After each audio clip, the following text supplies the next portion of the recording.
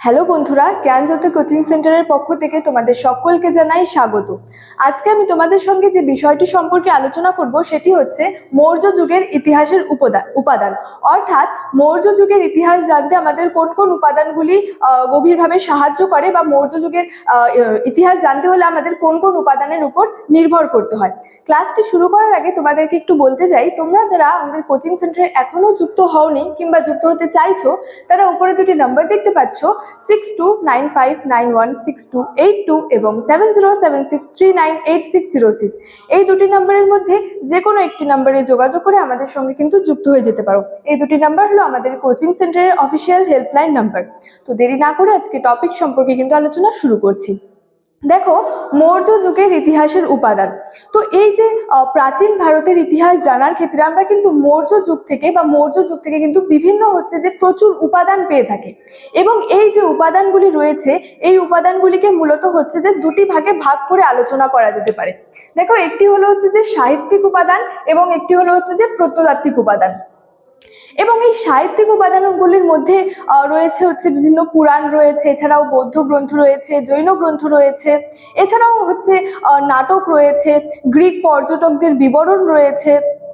এবং এই প্রত্নতাত্ত্বিক উপাদানগুলির মধ্যে রয়েছে যে বিভিন্ন লেখমালা রয়েছে, মুদ্রা রয়েছে। তো প্রথমে আমি সাহিত্যিক উপাদানের ব্যাপারে বলি।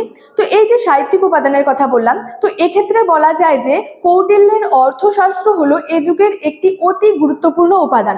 অর্থাৎ এই যে কৌটিল্যের লেখা যে অর্থশাস্ত্র, এই গ্রন্থ থেকে যে মৌর্য যুগের যে রাজনীতি বা রাষ্ট্রনীতি, মৌর্য যুগের অর্থনৈতিক জীবন, সমাজ জীবন, এছাড়াও যে সেখানে যে প্রশাসনিক ব্যবস্থা বা সেখানে যে শাসন ব্যবস্থা সম্পর্কে কিন্তু বিস্তারিতভাবে জানা যায়। তো এই জন্যই বলা হয়েছে যে কৌটিল্যের অর্থশাস্ত্র হলো এ যুগের একটি অতি গুরুত্বপূর্ণ উপাদান। এছাড়াও রয়েছে বিভিন্ন পুরাণগুলির মধ্যে কিন্তু বিশেষত এই বিষ্ণু পুরাণটি কিন্তু খুবই উল্লেখযোগ্য বলা হয়েছে। এছাড়াও বিভিন্ন পুরাণ রয়েছে, যেমন বায়ু পুরাণ, মৎস্য পুরাণ, কিন্তু বিশেষভাবে এই বিষ্ণু পুরাণটি কিন্তু উল্লেখযোগ্য। এছাড়াও রয়েছে যে বিভিন্ন বৌদ্ধ গ্রন্থ, যেমন মহাবংশ, দীপবংশ, মহাবোধি বংশ, এগুলি কিন্তু বৌদ্ধ গ্রন্থগুলির মধ্যে অন্যতম উল্লেখযোগ্য গ্রন্থ। এছাড়া রয়েছে জৈন গ্রন্থ। এই জৈন গ্রন্থগুলির মধ্যে সবচেয়ে উল্লেখযোগ্য কোনটি ছিল বলি, সেটি ছিল কল্পসূত্র। এছাড়াও রয়েছে হেমচন্দ্র রচিত পরিশিষ্ট পার্বণ কিন্তু রয়েছে।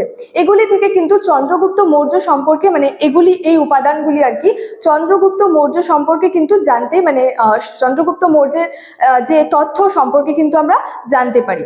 এছাড়াও রয়েছে বিশাখ দত্তের মুদ্রা রাক্ষস নাটক। তো এখান থেকে আমরা জানতে পারি যে কিভাবে মৌর্যদের মৌর্য যুগের উত্থান হলো, কিভাবে নন্দ বংশের পতন হয়েছিল। এছাড়াও মৌর্য যুগের যে সমাজ জীবন ছিল, অর্থনৈতিক জীবন, ধর্মীয় জীবন সম্পর্কে কিন্তু বহু তথ্য আমরা এই বিশাখ দত্তের মুদ্রা রাক্ষস নাটক থেকে কিন্তু জানতে পারি। এছাড়াও বললাম যে বিভিন্ন গ্রিক বিবরণ রয়েছে, অর্থাৎ গ্রিক বীর যে ছিলেন আলেকজান্ডার এবং তার যে সঙ্গী ছিল তারা ভারতে আসেন এবং ভারতে তিনজন গ্রিক পর্যটক তাদের তিনটি বিবরণ থেকেও কিন্তু আমরা চন্দ্রগুপ্ত মৌর্যের সম্পর্কে কিন্তু বিস্তারিতভাবে জানতে পারি। এছাড়াও চন্দ্রগুপ্তের রাজত্বকালে কিন্তু এক গ্রিক দূত যার নাম ছিল মেগাসথেনিস, তিনি ভারতে আসেন এবং ভারতে ভ্রমণ করেন এবং তার ভ্রমণ সংক্রান্ত অভিজ্ঞতা সেটা লিপিবদ্ধ করেন ইন্ডিকা শীর্ষক গ্রন্থে।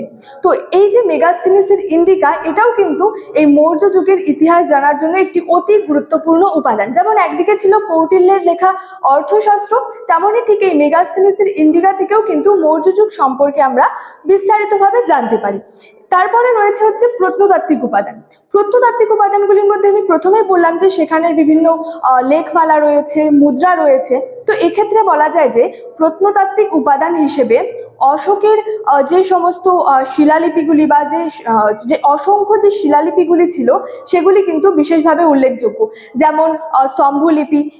এক্ষেত্রে উল্লেখযোগ্য কয়েকটি লিপির কথা যদি বলি তো বলা যায় কলিঙ্গরাজ খারবেলের যে হাতিগুম্ফা লিপি।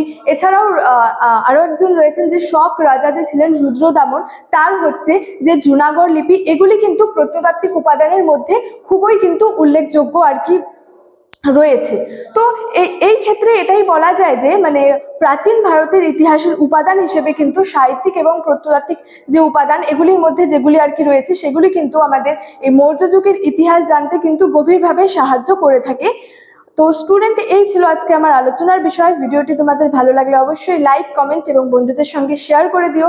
দেখা হচ্ছে তোমাদের সঙ্গে পরবর্তী ভিডিওতে। ততক্ষণের জন্য ভালো থেকো, সুস্থ থেকো। Thank you so much. Thanks for watching.